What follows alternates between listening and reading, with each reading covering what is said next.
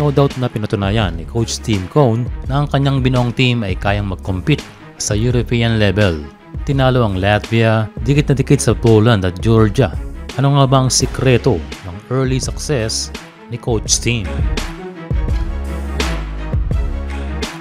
Sinabi noon ni Coach Tim Cone na siya ay isang defensive coach, pero kailangan niya ng mga players na talagang mayroong depensa para mag-work sa kanyang sistema.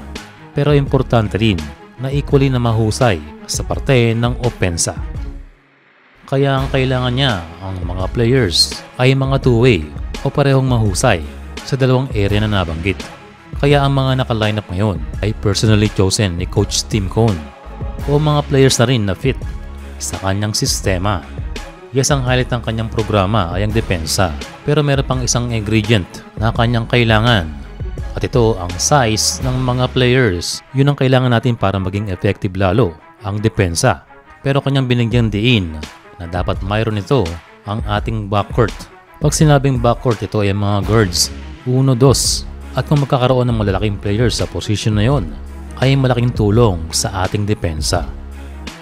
Kaya na lang noong Europe trip ay si Dwight Ramos ang ginawang point guard na may height na 6'4", kasama sila Nuzam at Perez na mga 6'2".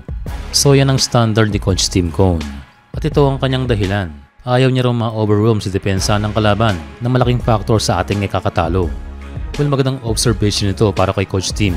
Sa tagal na nating nanonood ng national team ay doon tayo nilalamangan ng mga kalaban dahil we have size disadvantage at nagre-resulta ito ng mga turnovers. So yan daw ang kanyang kinaiba sa mga former coaches ng Gilas. Gusto niya ng mga big guard para walang disadvantage lalo na sa uno, and having taller guards are part of his system. Kanyang nabanggit ang former coach na si Chot Reyes. Sabi niya ay mas prefer nito ang smaller guards dahil gusto ni Coach Chot ang speed at takbuhan sa open court. At hindi lamang daw si Chot dahil karamihan ay ganon ang preference. Kaya raw si Coach Tim Cone ay iba ang pag-iisip kaysa ibang mentors. Gusto niya ng taller lineup to compete, kaya si Dwight ay uno noong OQT. So ganun ang gusto ni Coach Tim. Good ang 6'4" katulad daw ni Matthew Wright. And sa ating nakikita one day ay pwedeng mag-transition itong si Kevin Kembao na sinasabi ni Coach na kayang mag-point guard. Pero nilinaw ni Coach Tim Cone na hindi naman siya 100% against sa pagkakaroon ng maliliit na point guard. Napatunayan daw ito ng Brazil na kahit meron silang maliit na gwardiya ay napakalaki ng tulong nito sa kanilang panalo.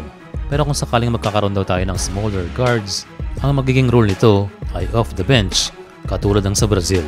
But for now, wala daw yun sa kanyang plano. And speaking of plano, ay tila wala tayong narinig na balak isama sa naturalized pool itong si Chris McCullough na 2019 pa nagpaparamdam para sa ating national team.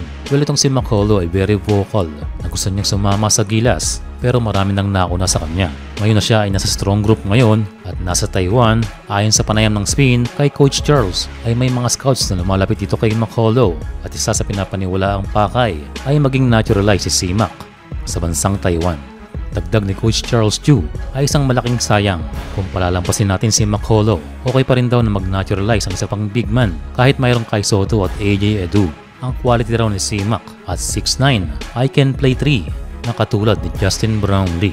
Sa ngayon ang payo ni Coach Charles, dapat ay maging aggressive din tayo sa pag-naturalize and possibly for Simak ay maaaring maunahan tayo ng bansang Taiwan.